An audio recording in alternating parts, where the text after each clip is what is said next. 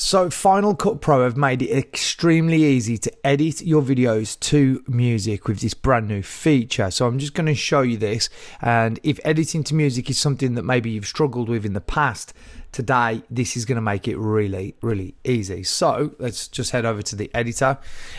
We've got our music track which we've already bought in, and I got this music track from Artlist.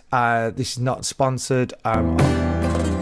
I use Artlist all the time, so I've got this instrumental track here. I've downloaded it and I've dragged it into my session. I'm going to drag the music clip first down into the timeline and drag it back to the beginning. Now what we're going to do now is this: we're going to right click on it, and here you'll see you can press option B, or you can click right click and press that. So if we press option B, it's going to analyze for beat detection. So as you can see, Final Cut Pro has now created a grid. These green lines indicate where all of the beats are. So now when we go over to some of our footage and we want to drag something into the timeline, like this clip here for instance, we can find the bit that we want, drag it into the timeline. Now we can see where the beat lines are. So let's just play it.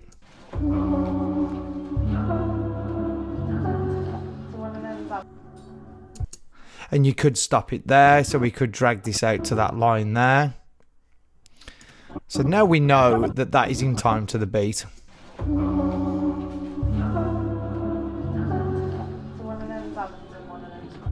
Now I might want to do that a little bit shorter, but you get the point. Now you get the next section here, and we drag this one in. And now you can see what's happening there is we are now recording right on the beat. Now there might be some occasions where your clip doesn't quite fit, so we might shorten it a little bit. We might stop there and just drag it back. And if you notice, if we put the snap tool on here, you'll notice now we can just snap to these green lines, so we're always going to be bang on the green lines.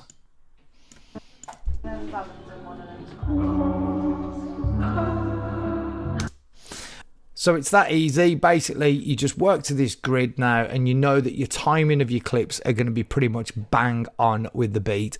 Now, is this perfect? With really busy tracks, it can sometimes get it a little bit wrong, but it's pretty much bang on the money as far as I've been using it so far. I haven't really come across any problems.